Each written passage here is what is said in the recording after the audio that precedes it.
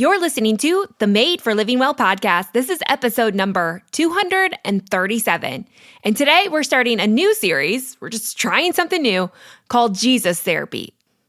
And the title of this Jesus Therapy is Writing a New Story So You Can Stop Living in the Old One. This is the Made for Living Well podcast, hosted by Alexa Sherm, the place to create a life well lived.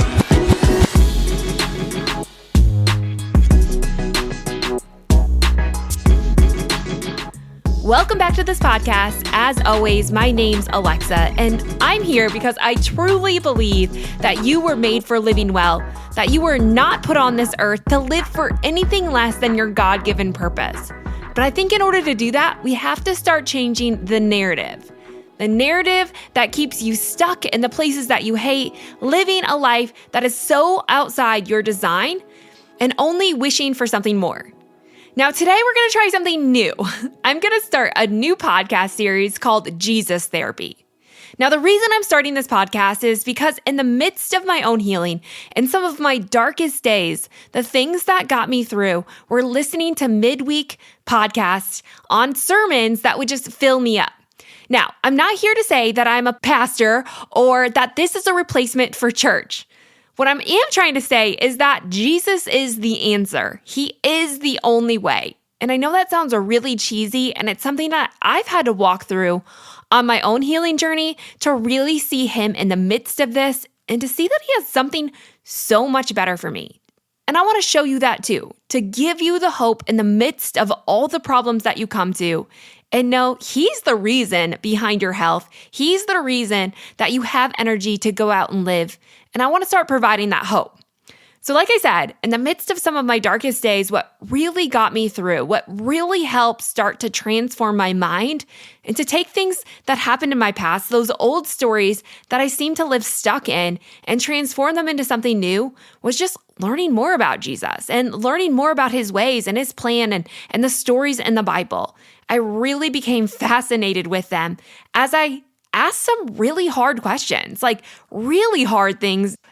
At some point, I'll share more of that but today I really want to dive into a topic that opens up this journey, something that was so transformative in my healing, not as again to replace church in any way, but to hopefully spur on your relationship, to make you excited to learn more about God and his plan for your life and desire to go to church and to be a part of a community who builds each other up, because that really is the only way. And also, I want to be a link that you're not just a soul, that what you do on Sundays and through your relationship with Christ, whatever that looks like, is not just a segmented part of your life, but it flows into every single area of your life. You're not just a soul and you're not just a body, but these things are connected through the bridge of your mind.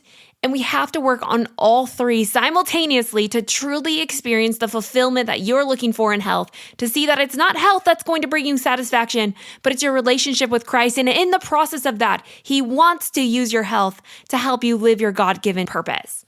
And so today, we're kicking off this series that I hope can provide you some therapy when you need a midweek fill, when you're struggling in the pains of your past and you're looking for something more. I hope this series can help you. Now, this isn't going to replace what we're doing at Made for Living Well, where we talk about the body, where we talk about the mind and transforming those things, but I do find it necessary that once in a while, we bring in a really deep faith-based lesson. Maybe deep's not the word. I like to take a zoomed out approach to see the story of the Bible as a whole, rather than just focusing on a few Bible verses. We'll leave those for the experts. That is not me.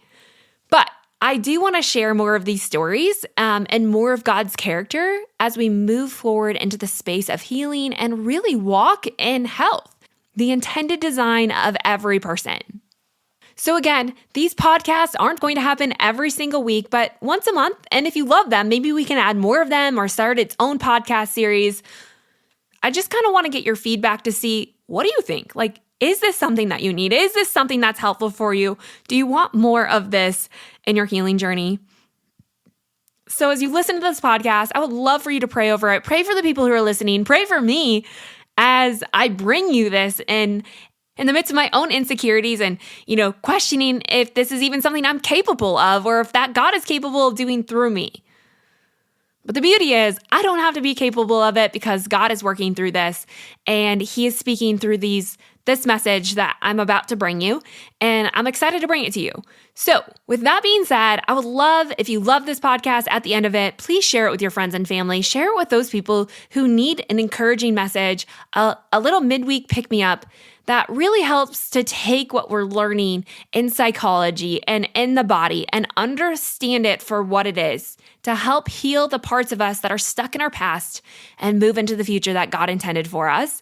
So share this with your friends and family. And also, don't forget to head to the Living Well, where you should sign up for the newsletter, which comes out twice a week. One is Monday Motivation, and Friday is just kind of a Friday fun email where I give you some fun finds, a little more encouragement. Who knows what's there? My real life story, right? Sign up for that. And also check out the latest podcast where you can learn more about this, about writing news stories, about being founded in Christ and living for the story God intended for us. So check that all out at thelivingwell.com. Jesus Therapy came about because I think in the midst of my own therapy journey and the years of therapy that I've gone through is I was always really looking for my past pains to be taken away. Like I think I was always looking for that escape. I had lived a lot of my life avoiding the pain, and I think a lot of us do this, right? Like that's why we fall into addictions and why we chase relationships and money and we mask our pain with an image, with something that we feel like can take away that pain. Or if you're like me, you were doing everything in search of something that would completely take it away. Like I really did believe at some point in my healing journey that things were just not working out for me, that clearly I was just messed up and broken, and the things that I was trying to escape would never leave me. And then one day I realized, no, those things are not going to leave me. In fact, they're not going to leave any of us. In this life on earth, we're not going to escape the past pains that we've lived through. We're not going to escape the story that we've lived. Like what has been lived has been done. That's fact in our life, and we can't change that. But what we can change is how we react to that and how we live out of that.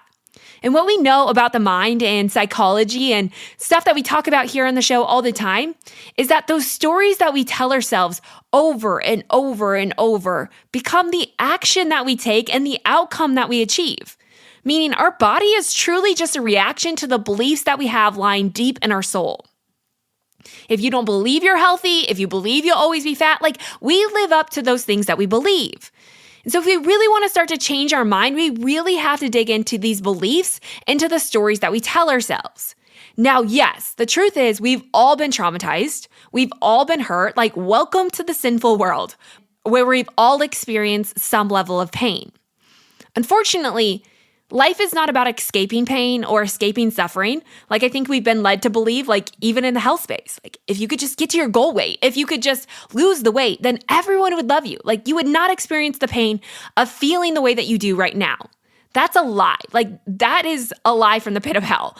And believing that just leads you on a never-ending rabbit chase that makes you miss your life in search of a better life that really isn't out there, not in that kind of way that we're thinking about it. And we do this a lot with a lot of things, right?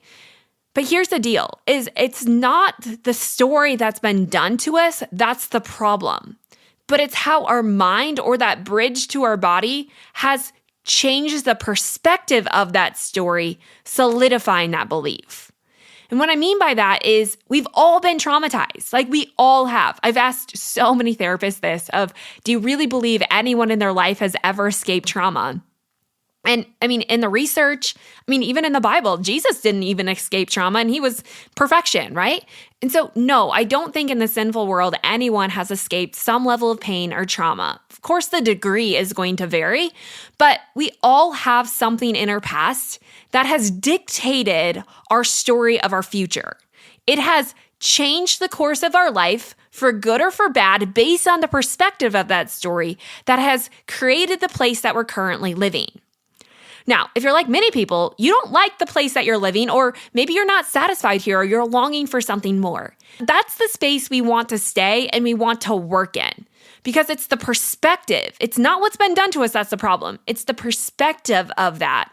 Yes, those things that have been done to us are the problem, but the perspective of that completely changes the story of our future. And I don't want us to end our future or to write an ending of our story, of our life, that is anything less than what God intended. And I feel like a lot of us have done this.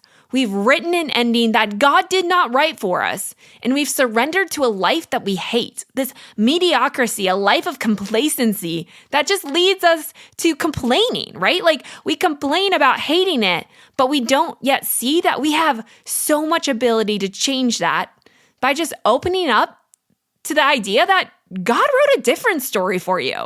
And if you can step into that story, we can completely change the outcome of our life, and we can really start to see ourselves in the pains that we've been through in new light.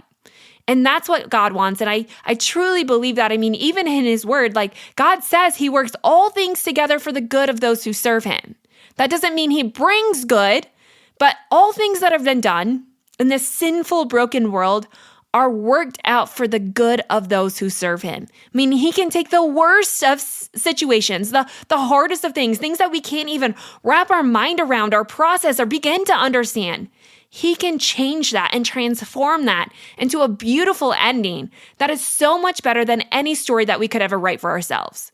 Because our reality and based on our biology is what is going to happen if we don't give up control of our end story, is that we will constantly live out of the pain of our past. That's what your mind does. That's what your body does. It's not the intended design, but it is a means of survival, of encapsulating the pain and living our life revolving around this pain because we don't know how to get out of it, because we don't have hope of a better story.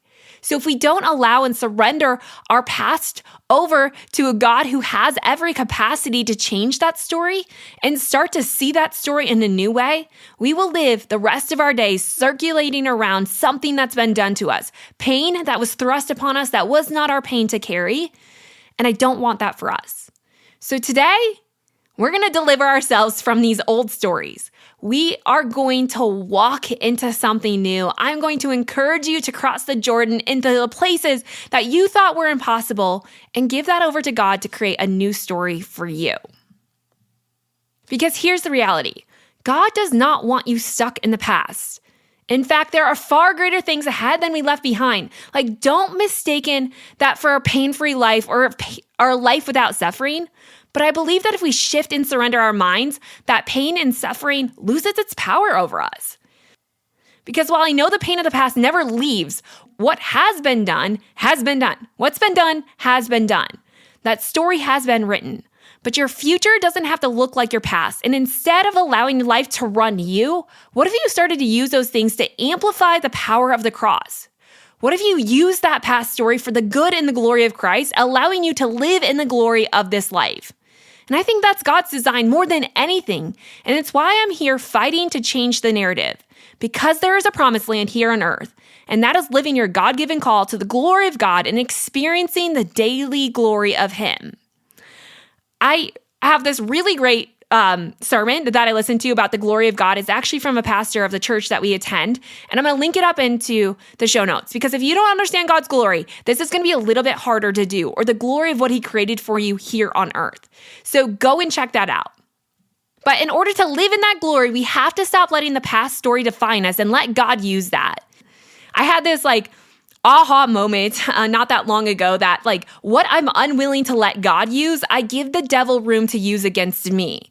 And it's that negative feedback loop that keeps us stuck in the places that we hate. The devil loves that space. He loves to keep us stuck, repeating those cycles. And honestly, I don't want to give the devil more credit than he deserves. This is just survival of the body, right? It's protecting ourselves from the pain that we cannot understand or the pain that we haven't freed ourselves from. And so we just continuously cycle around these pains over and over and over, living in the space where we want to change, we desire to change, we might even attempt that change, but then we circle back into those old beliefs that make us stay stuck in the pain of the past. And today we're going to break that. We're going to stop living in the wilderness and we're going to move into the promised land, which is only steps away. The problem is we have to face the Jordan. We have to face your problems in order to stop being controlled by them. You have to realize the depravity and the sin of your life to get yourself unstuck from it. And it's scary. It's not easy. We're going to dive into the story of the Israelites moving from the wilderness into the promised land, and they were straight up terrified. It is a scary place to stand on the banks of the wilderness and the place that you've been living for 40 years and wonder how you're going to get across, wonder how you're going to get through that problem, wonder how you're going to let it go to get to the promised land, a land flowing with milk and honey. But today I want to share their story because God wrote that story to help change your story. And God truly is the author of our story. As Hebrews 12, 1-3 states, "Therefore, since we have a large cloud of witnesses surrounding us, let us lay aside every hindrance and the sin that so easily entangles us, and let us run with endurance the race that lies before us. Let us fix our eyes on Jesus, the author and perfecter of our faith, who, for the joy set before him, endured the cross, scorning its shame, and sat down at the right hand of the throne of God. Consider him who endured such opposition from sinners, so that you will not grow weary and lose heart." And in verse 12, it says, "Therefore, strengthen your tired hands and weakened knees, and make straight the path for your feet, so that what is lame may not be dislocated, but healed instead."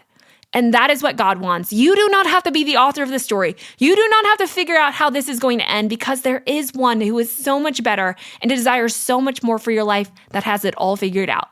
We just have to cross the Jordan. So let's change the story. Now, here's the deal. We all have a story. We all have a past, and in this fallen world, that means we all have pains and traumas that we circulate our life around. Again, we just talked about this, about the psychology and the biology, the way that your body encapsulates that pain. Pain that leaves you trying to escape and avoid. I think this is why we turn to worldly things, like things promising a better life. Because in some ways, we hate the life that we have, and even when we can't voice it, we're looking for the escape to live a life that we desire. We desire the glories of God, but we have to take the right path. We have to cross the Jordan. We have to stop the feedback loops that have kept us stuck. And one story that God wrote in the Bible that shows this so well is the Israelites in the wilderness. You might have heard the story a million times, but today I want to present it in a way that shows Jesus as the author of our story and how changing that story, the outlook, can change the experience that is your life. So if you've read the story of the Israelites in the wilderness, maybe you can relate. But the quick backstory is the Israelites were held in slavery in Egypt for over 400 years. They were literally in the hands of their oppressors. They were being victimized. But God heard their cries and their pains and their pleads for escape. And he created an escape for them by delivering them from the hand of Pharaoh through their leader Moses. And through a series of miraculous events, God led them through the Red Sea on dry ground, where the sea would eventually engulf their enemies, welcoming them into the wilderness. God delivered them from slavery. He gave them the faith enough to be saved, and he delivered them into the wilderness. Now I'm going to stop the story there because I think this is a place we so often get stuck in our story. We have faith enough to get saved, but we don't have the faith enough to step into the goodness of the glory of God to live out the purpose he created for us. We get saved from the oppressors, from the people who are hurting us and traumatizing us, only to move into the wilderness where we stall out. We're free of the slavery from the pain of other people, only to enter a wilderness, making us slaves to our own minds, keeping us stuck in the place we hate while wanting to turn back to the place we left. And we see this for the Israelites. So just a year after they entered into the wilderness, which is the middle ground between the past and the promise, a place we must all walk and travel through, we see the Israelites get stuck inside their own minds. Now, let me remind you, this journey took 40 years, but it should have only taken 11 days. Unfortunately, God had to do a lot of work in the Israelites to change the story of their past to allow them to move into their promise. And this is a place we're stuck, right? This is a place that we have to work through. This is the place where the Israelites are living the negative feedback loops of their past rather than seeing the glory of their future. And we see this coming out in Numbers 13. So it's been just over a year since they camped out in the wilderness, eating manna from heaven. Yes, God is providing all that they need. He is providing their provisions, and yet they still can't see through the pain of their past. So Moses, their leader, sends out 12 men to scout out the land of Canaan, the promised land God was giving the Israelites. So these men go out and they taste and they experience and they see the goodness of the land. They also see some things that trigger their past pains, that rub against these traumas from their past. Now, this is interesting because a lot of us see ourselves here, right? Like we see the goodness, we see the glory, we taste and we eat of the glories of God. And yet, of all the things, of all the goodness, when we're stuck in these negative feedback loops, it's interesting that of all the good things that are happening around us, we see the negative, right? Like of all of the good promises that these spies or these people, these 12 men were able to experience in the promise of God, of all of these things they experienced, of all the positive situations they found themselves in, the one negative thing is the thing that stuck with them. This is like the law of attraction, right? And the law of attraction really is just based on feedback loops. If you're living in these negative feedback loops, if you're stuck in the stories of your past and the pains of where you've been, it's going to be really, really, really difficult to see the promises and the goodness of where you are. Again, those negative feedback loops make it more difficult for you to experience positivity because the biology that's happening inside your body is negative. If we want to experience the goodness and we want to see more good things, we have to start to move ourselves into these positive feedback loops. We have to create the story.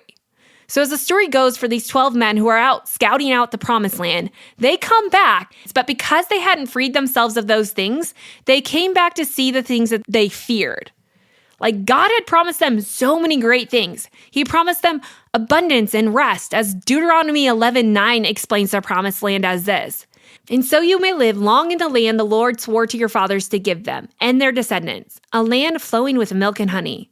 For the land you are entering to possess is not like the land of Egypt, from which you have come, where you sowed your seed and irrigated by hand, as in a vegetable garden. But the land you are entering to possess is a land of mountains and valleys, watered by rain from the sky. It is the land the Lord your God cares for. He is always watching over it from the beginning to the end of the year. So God has painted already in the Israelites this beautiful image of what the promised land is. But because of their negative feedback loops, because they hadn't dealt with the pain of their past, they got stuck there. They couldn't envision anything but the fear of what they were about to encounter. So as they come home and the 12 repeat their story of the past, only one of them recounts a positive experience. The other 12, and I quote from Numbers 13:26, the men went back to Moses, Aaron, and the entire Israelite community in the wilderness of Kadesh. They brought back a report from them and the whole community, and they showed them the fruit of the land. They reported to Moses, "We went into the land where you sent us. Indeed, it is flowing with milk and honey, and here are some of its fruit. However, the people living in the land are strong, and the cities are large and fortified. We also saw the descendants of Anak there, the Amalekites, and living in the land of the Negev." Like basically, they're recounting to the people how scary and big and powerful these people are, and they're worried they're entering into another land of slavery. However, Caleb, the one who saw something positive, quieted the people in the presence of Moses and said, "Let's go up now and take possession of the land because we can certainly conquer it." But the men who had gone up with him responded, "We can't attack the people because they are stronger than we are." So they gave a negative report to the Israelites about the land they had scouted. "The land we passed through to explore is one that devours its inhabitants, and all the people we saw in it are men of great size." And so out of that story, they literally saw the goodness of God, but they went back to the past pains that they had been through. And so they got stuck. Like they literally got themselves stuck in the wilderness for more than 40 years because they played small. They questioned everything. They kept themselves in a box and put God in there with them, letting their past dictate their future. The Israelites had a story written in their DNA of slavery, a story that God tried to deliver them out of already by taking them out of slavery and promising them a better future. But they got stuck in the story. They refused to let God author a new story in them. And I think that's where a lot of us have too. Like we have become a slave to food, to beauty, to the scale, to our anxiety, to our depression. We live our life looking for a fix, a way around or out of our problems, when the answer is seeing Jesus is writing a story through those problems, using those problems for a better future. And I know it's our tendency, right? It's the sinful nature to pull and gravitate us towards our past, to continuously remind us of where we've been, to prevent the pain of what our future could be. But I also see us wanting a new story. But the only way to that new story is stop refusing to believe in a new story. But I also see us wanting a new life. We so desperately want something new, but we have to stop refusing to believe a new story. One that could walk you through the pain, to walk you through the crazy Jordan that you're fearing and get you into the promised land. We can't keep expecting something new by doing the same thing you've always done. And so we stay stuck in the wilderness. Like we're no longer traumatized by the enemy, by the one who traumatized us. But we move into the wilderness. We have faith enough to be saved from those oppressors. But now we become oppressed by our own mind. And so we feed those old stories and old patterns, yet live frustrated that nothing changes. Like we become complacent, believing the old stories that lead us to side with them rather than side with a future hope, a hope of a promised land, the one we all have access to if we could change the story. And that's like, welcome to my story, right? Like, it's a trap that I still fall into. Like, I still want to go back and repeat the pains of my past. I still want to go back and repeat the stories other people told me about me. I still want to go back and call myself what other people called me, which is nothing close to what God called me. And the way out, the only way out, is when I started to see that God called me something else. God called me good. He called me enough. He called me to live in his purpose and to bring glory to his name. And it's the acceptance of that new story that is repeated over and over and over that helps liberate us from the stuck point and move us forward. It's a place I had to get to in therapy and a place I fear so many of us live in. Circulating, stuck in the problems, trying to sort through them and find out who victimized you, recounting all the ways you were hurt, living in the bitterness, meanwhile, wishing for something more. And of course, I think there is something to naming those things, if it can be done. But we can't settle on the fact that any of that helps, at least not long-term, without a greater and bigger hope, without a savior and an author to rewrite a story that can be lived here on earth. An eternal perspective, but with present living approach. And I think that's what we're called to do. And that's what I hope we can get out of this story. That God never intended for us to stay stuck in the wilderness. Yes, the wilderness serves a purpose. It is for our good and our growth. A middle place we all have to walk through between the past and the promise. But this middle ground is not our home. It's the process and one that we have to invite God into. And if we look at the story of the Israelites and even our own story, I wonder how easy it is to invite God into the pain. Like the Israelites begged for him to show himself while they were in the pain of Egypt. They pleaded for him to come and rescue them. But after they were delivered and walking in the process of the wilderness, they spent way more time complaining than inviting God into that. And I do the same thing, right? I plead God to get me out of the pain. I beg him to deliver me from that. But when he does, when he puts me in the process of healing from that pain, I just find myself complaining. And so I wonder, how much quicker would the journey have been if they had spent less time complaining where they were and they spent more time asking God to guide them through the process? The process that God wants every part of. A process that we see the Israelites continue for an additional 39 years, making it 40 years in total before commissioning a new leader who would guide them into the promised land. As the story continues, after they've wandered in the wilderness, as they've disobeyed God and they've complained to God, like the story continues as Joshua is commissioned by Moses at the end of Deuteronomy. And Joshua's story really begins in Joshua, where we see Joshua obey the commands of God to walk the Israelites through the Jordan and into the promised land. Like eventually they started to figure out that God is in this and he's creating a better story. And so Joshua hears the vision from God and then prepares his people. And Joshua 1 kicks off that story. I'll read a little bit of it, but you should go back and read Joshua 1 through 3 after this is over and really dive into it. But after the death of Moses, the Lord's servant, the Lord spoke to Joshua, son of Nun, Moses' assistant. Moses, my servant is dead. Now you and all the people prepare to cross over the Jordan to the land I am giving the Israelites. I have given you every place where the sole of your foot treads, just as I promised Moses.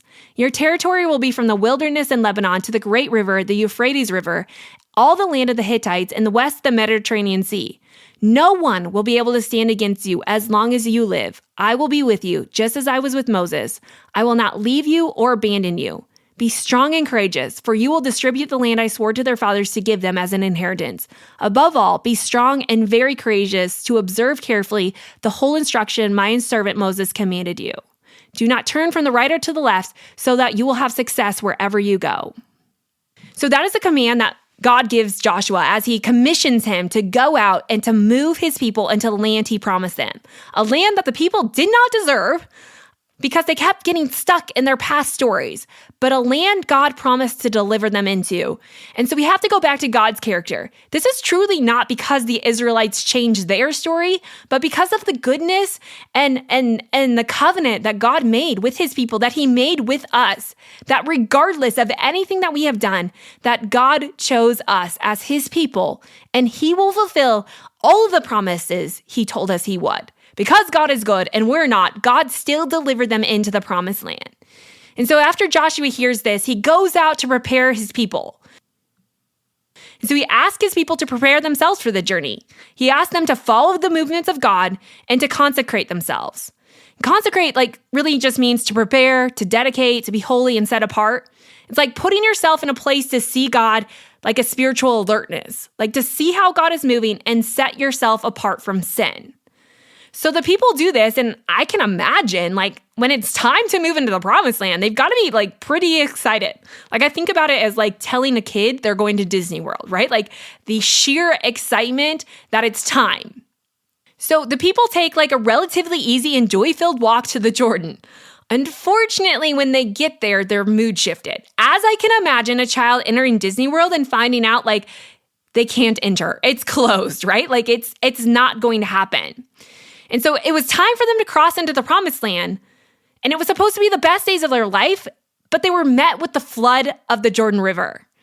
And I think this is really fascinating because this is a place, again, where we're in the wilderness, we're moving, we're so close there, but that one last big overarching pain is the very thing that's preventing us from crossing into the promised land. That one big Jordan-sized problem that we continuously cycle our life around is the very thing that is preventing you from entering into that promised land. And so they come to the Jordan and they see that it's flooded. Now, I did some research because I feel like that can seem really insignificant, but I want to take the magnitude to the problem that they were facing, the impossibility of the situation that was at hand, and probably what feels like for you in creating a new story, the impossibility of moving through the past pains that have really held you back. So the Jordan is flooded. That's the river they're supposed to cross and live some of the best days of their life. But it was uncrossable. Remember, they were traveling with tens of thousands of people, all of their livestock and belongings. It was a big deal when they arrived in verse 15 that the Jordan's banks were overflowing. Like I said, I did some research, and it showed that in a flood, the Jordan River currents can reach up to 40 miles per hour. And in the process of the flood, the banks were packed with tangled brush and dense growth. Some commentaries have used the word jungle on the edge of the Jordan, impassable. And in Jeremiah 12:5, we even see that Jeremiah mentions the thicket of the Jordan. Basically, it was an impossible situation to get all of their people, all of their infants, all of their belongings across this flooded Jordan. So instead of crossing, they spent the next 3 nights next to the Jordan, I'm sure questioning everything. The longer we sit in these pains, the longer we see our problem. And I think this is a place a lot of us go. We realize we have a problem. We realize that we're stuck on the other side of our promise. We see this big thing that's in our way, and we get close to it, and we realize the impossibility of ever moving through that on our own. And so we sit there. And in the promise of sitting there on the edge of your past and your promise, I think we allow doubt to come in. We allow the devil a free rein at holding us back. We allow insecurity to be birthed and we stop ourselves and we question everything and we start to talk badly and we start to really long for where we've been, right? Like we start to believe that where we've come from is better than the situation at hand and we might as well turn back. And we can see this narrative over and over and over in the story of the wilderness with the Israelites. First, it was scouting out the land and seeing that there was people who were bigger and more powerful than them, and they might as well go back to Egypt, to the place of slavery, the place that they begged so long for God to deliver them out of. And now we get here on the edge of the Jordan, the last thing that separates them from the promise, and we see them again turn back and want to go back to their old ways, to believe the lie of the impossibility of the nature. Like we read about this abundant life, but we can't make it out of the wilderness because we're standing on the edge of the Jordan that's blocked with all kinds of barriers and a flooded river with no hope. So we stayed stalled. But God,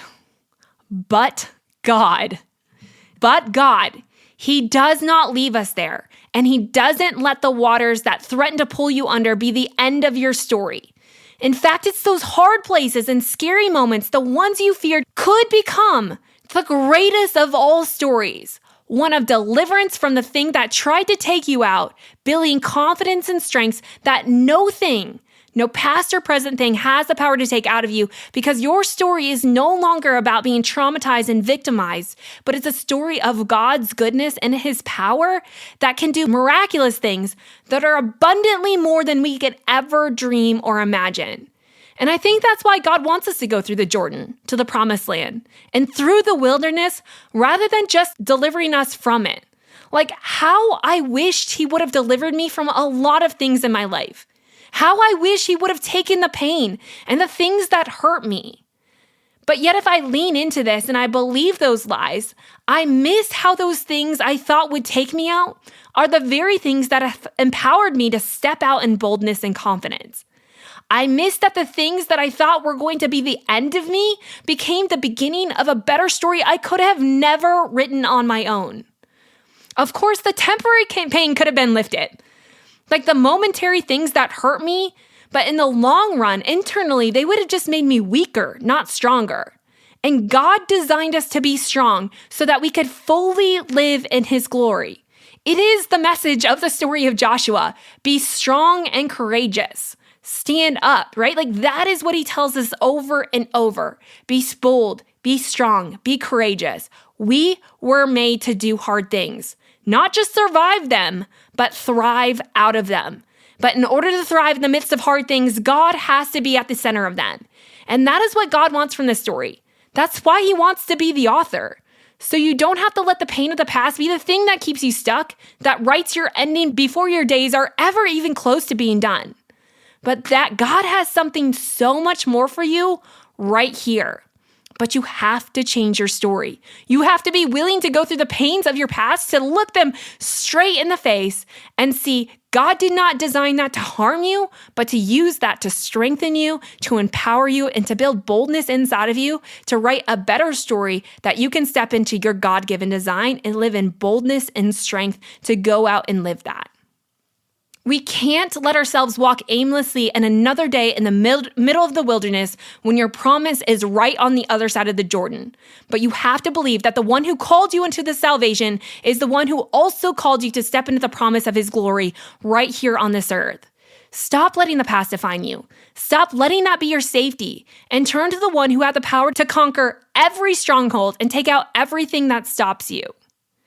I mean, when we can see this, like after the Israelites successfully crossed on solid ground where God stopped the flooded Jordan, miles away from where they crossed, which, by the way, is such an amazing picture that the thing you thought might take you out, God didn't even let close enough to make you scared of it. He didn't even let it be something you saw, but He took care of it long outside the range of your presence and your perspective. And He walked them through.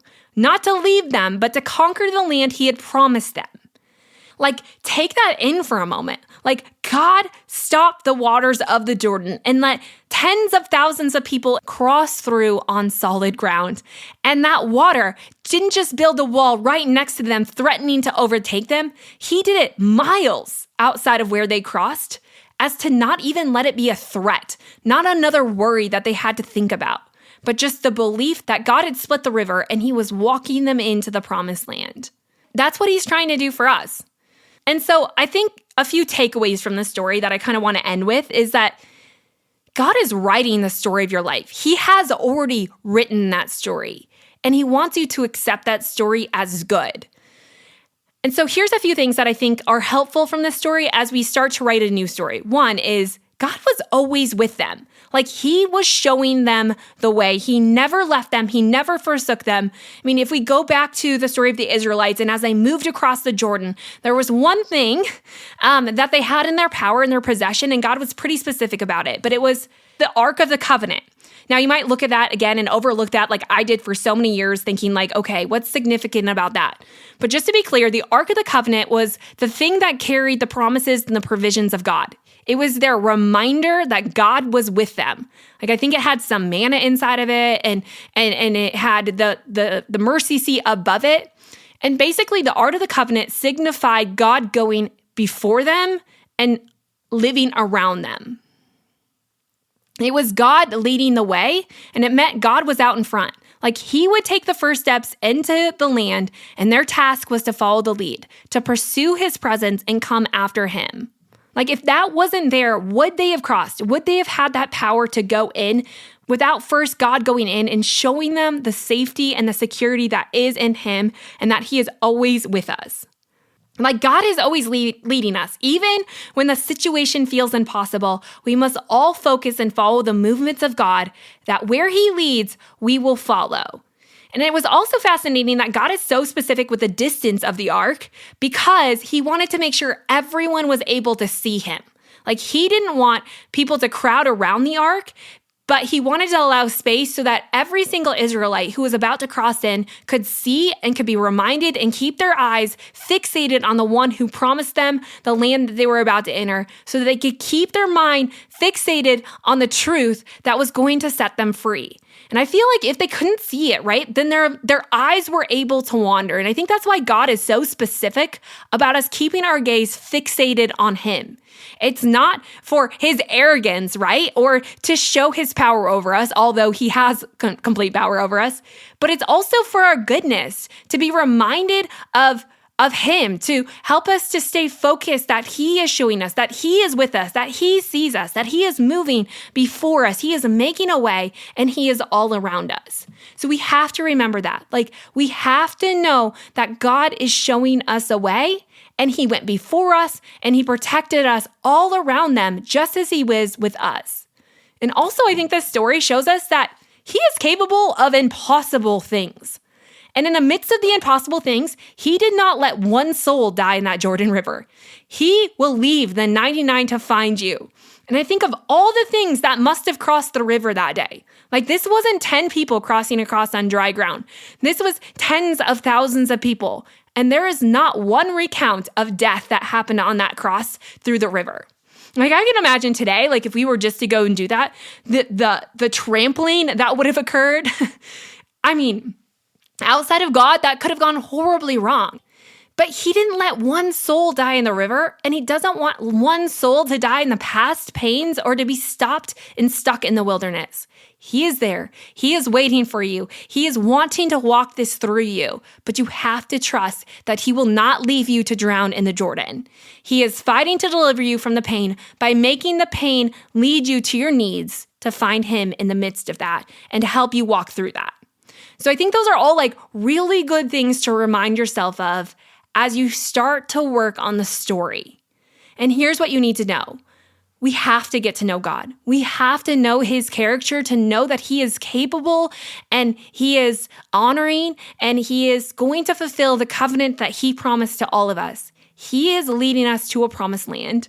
He is not just leading us to eternity, which he is, right? But we have to have that faith enough not to just be saved, but to live in the glory that he has called us to on this earth. And then we have to surround ourselves with him and be filled by him. Like the only way the Israelites crossed into the promised land was because they kept their eyes fixated on the covenant. They kept their eyes fixated on him.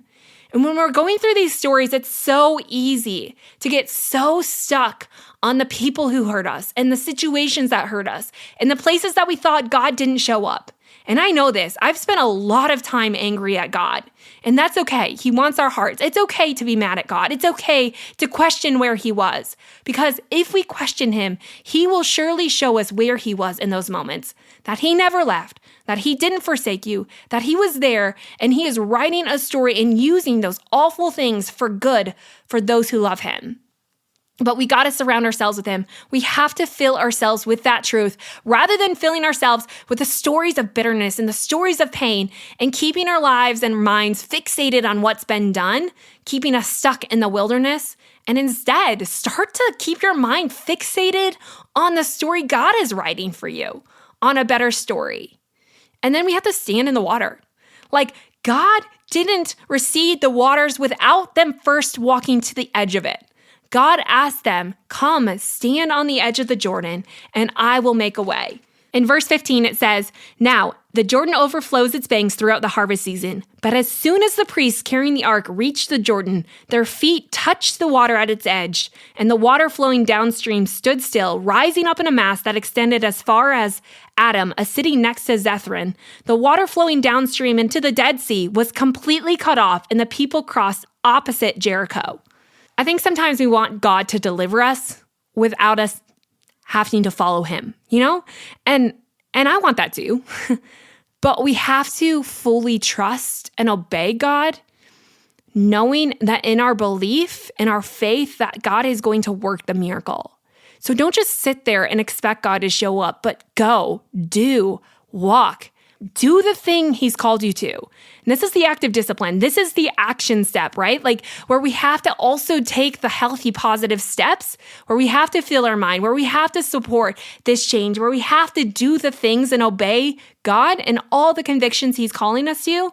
We have to step into the water, not as an act to do this on our own, but we have to go stand there and then watch God do the miracle. He's not going to do it if you just sit around and wait for him. We have to go. We have to do something. We have to take the steps. Not to say that those steps are going to be the thing that does the miracle, but it's the act of God showing you the miracle. It's the act of God showing up in your obedience. So you have to go step into the water and then stand still and watch him. Like watch him in his glorious wonder do the miracle and live in awe of that. And do it again and again and again. We probably won't just experience one Jordan. This Jordan is always there, but it's every day. Are we going to surrender to a new story? Are we going to surrender to the story God is writing for us and step into the promise? You're not supposed to die in the wilderness. God has a promised land just for you. Stop waiting to be delivered from it or escape from it and trust in God's miraculous power to walk you through it on dry ground. He is for you. Will you walk with him? I want to just end this with saying, sometimes following God means we have to stop following other people. We have to stop looking at social media for the answers. We have to stop reading all the best self-help books to answer our problems. And we have to go back and let God in to do the work. Yes, those things can be beneficial. Don't hear me say they can't. But we have to stop letting that be the end-all be-all and live our life questioning why nothing seems to work. And we have to go back to what does work 100% of the time. And that is faith and belief and confidence that God has a better ending than we could ever write for ourselves. And we have to start trusting that. And that means we have to start saturating our lives in the truth of God's glory and start to see that and experience that. He wants you to live in the glories of his goodness every single day.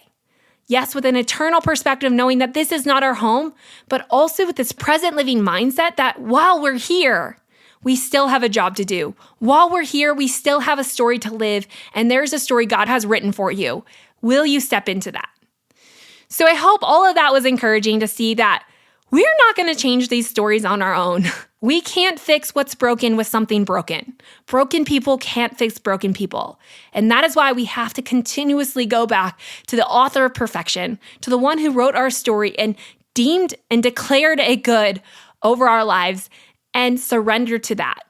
Yes, we can do a lot of things here on earth. We can read the books. We can go to therapy. Those are good things, necessary things for so many people. But we can't get stuck there and leave there frustrated. But we have to go out and realize that we can face the giant of the Jordan. We can face that, not to look for a life that's going to deliver that from us or to live a life avoiding that, but that we can walk through that in faithful obedience, knowing there is one who is going before us, who is all around us, and who is writing a better story of strength and courage and boldness through that, so that we can go to the other side, to the promised land, and live confidently there in our God-given purpose.